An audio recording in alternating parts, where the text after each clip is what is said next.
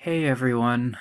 I want to first start off by giving a shout out to Hogwaddles. It was really cool getting to meet you, and I really liked your plane and car builds. I really liked that Stromberg. I thought it was really cool. But anyways, purpose of this video is I was working on something. I was trying to see, is it possible that we can use hydrofoil technology in submarines? And I'm not going to lie to you, it was very difficult, but I'm starting to develop some models here. Nothing that's been, well, this has been the first successful model that I have so far.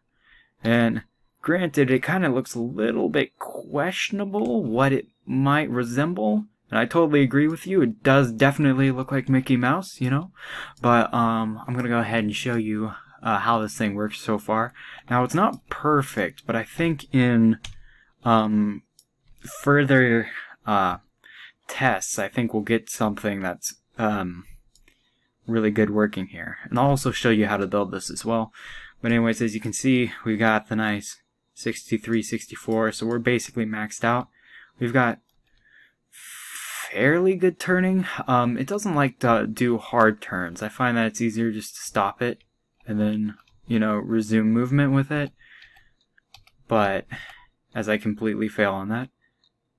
But yeah, as you can see, it can go underwater and then pops back up, gets up to full speed. It's kind of weird though, honestly.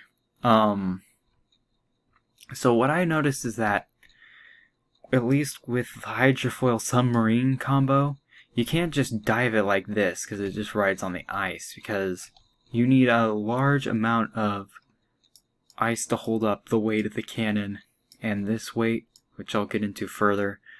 So how I found to submarine these things is you go into reverse, you let it go down a little bit, then you hit F, and then you hit W.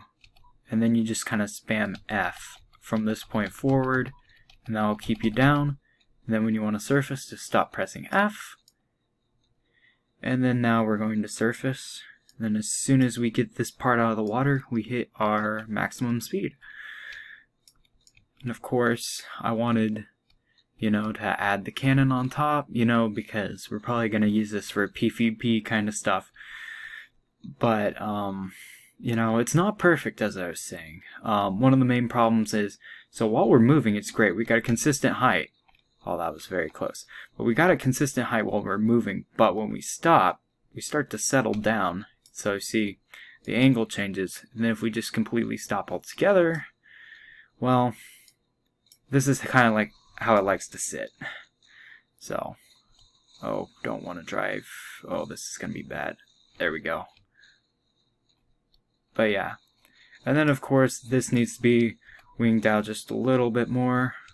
I'm just turning us around so that way we can have a little bit of shield in the front. But like I said, this isn't perfect, but this is like the first working hydrofoil submarine, and I just wanted to share it with y'all. So what are we going to need to build one of these things?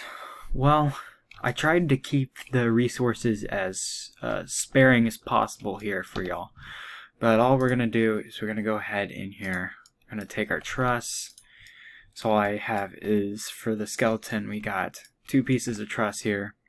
I did 1 piece of truss like this, and then a piece of truss like this, and as you can see, I'm just lining up off the middle of the truss, and then that's a skeleton done.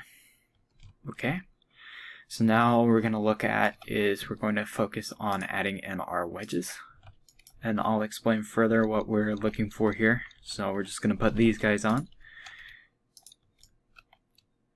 And I already made the first mistake. If you guys can see what I did, we want to make sure, we got to remember that because we're trying to keep the boat, or this craft, you know, riding above the water, we're going to want these to be sloped like this so that water hits it and gets forced down, pushing us up. So we're just going to add one in the back here. And I'm sure you've noticed that I've got some sitting up on top, which might seem a little bit weird, but I will explain that here in just a second.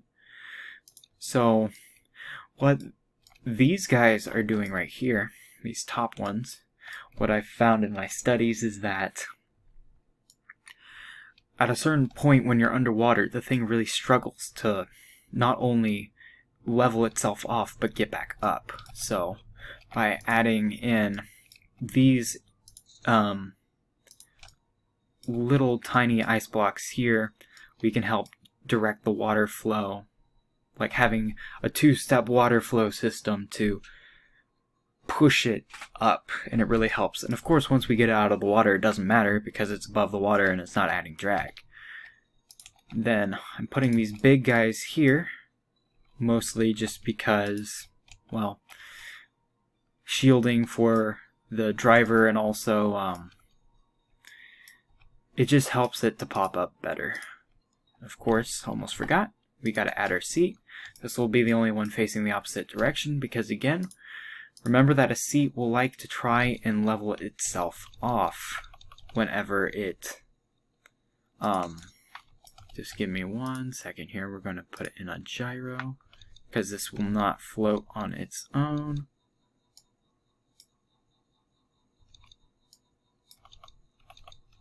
There you are. There we go. Now before I add this, we're just going to get on here. There we go. Alright, so now we can continue building. So, again, I'm just using these two just so we can continue working on the build right here. But that's all the ice we're going to need.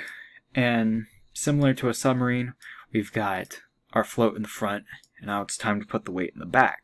Because basically, remember, we're trying to make a lever where we want the float to be in the front as we go down so that it will naturally want to go up. And this will go down to help us pull out of the dive.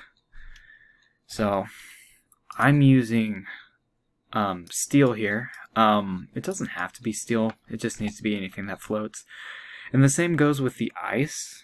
I've just been using the ice. Well, I don't know. I love to use ice personally, just because it's a shield and it floats. That's literally it. And it's cheap. So we can go ahead and get rid of these guys. We're basically done here. Now all we have to do is just put our cannon back on here, and we are pretty much good to go. You may have also noticed that I added some, there we go. So that's basically what we're building here. I hope that wasn't too fast. Now the only thing that we need to add here, and before I interrupted myself, but you may have noticed the little metal strips here. This is mostly just for trim, alright? I'm putting this in the middle here because it gives me more time underwater. By adding weight in the middle here, it doesn't compromise our swinging motion here, because we don't want to compromise this. But we also want to stay in the water for longer.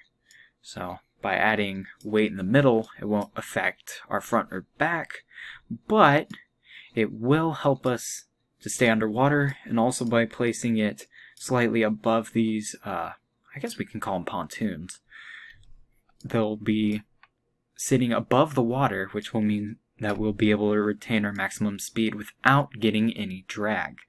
So, anyway, that is how to create your Mark III, and I guess we should probably, I should probably show you that it works and everything too. Granted, we have 2 minutes of downtime, which is a little bit long, but there we go. So we've got just a little bit of weight here, and you can add as much weight as you want to this area here. You can add weight to this area here as well. I just recommend that if you're going to be adding weight here, you make sure that whatever you add on one side, whenever you place that on the other side, it will be evenly spaced, because we don't want this to drift one way or the other. We want to keep it nice and balanced. So, yeah, I know it's been a while since I posted. Honestly though, I more just do this stuff for fun than anything else. And I don't know. It's just, you know, one of those deals, I guess. But yeah, so you know what we'll do? I'll join another server, so I'll go ahead and save this, so that way we can watch this thing in action. So let me just go in here. Just going to save this guy right quick. Going to replace it with, let me see, what do I want to replace this with? I think we'll replace it with that for now. Now all we have to do is I'll just get into a match real quick so we can test that out, just to show you that everything works.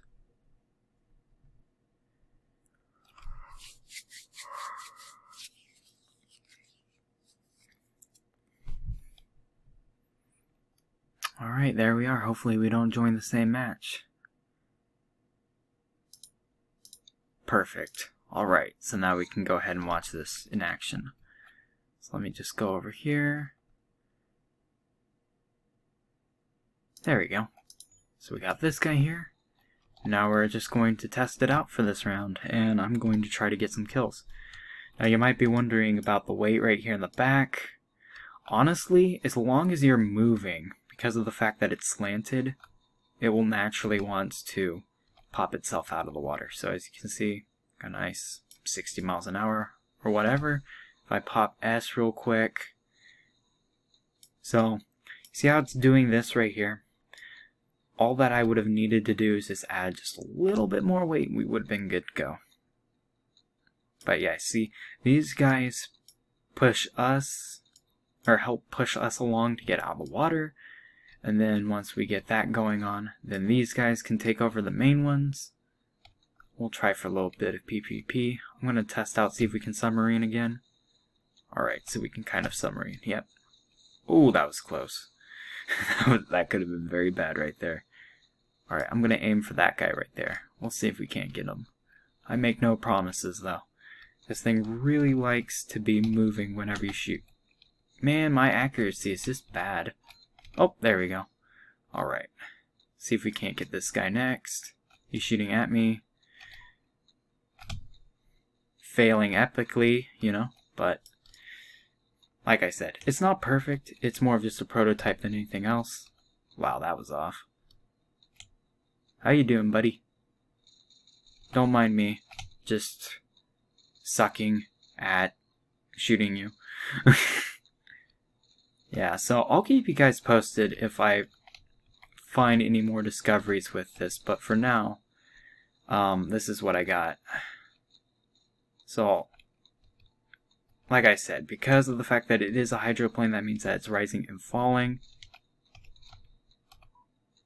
But, yep, and right there's why I like submarines, because you can just dive out of the way. Let me see here. Can I get him? He's not moving. That's good. There we go. Alright. But yeah, so all you need to do is just, you know, get your weight on here to help trim it out, but that is basically a super crude hydrofoil submarine. I guess it looks like you can do it, but there are just so many mechanics in this thing. Like, just so many. It's basically, you know, combining the submarine physics with hydroplane physics and just, yeah, long story short, I'll just keep you guys posted. I ranted on for long enough. I'm gonna go ahead, head out. I hope that this helps y'all out with ideas for whatever floats your boat. Yeah, take care, y'all.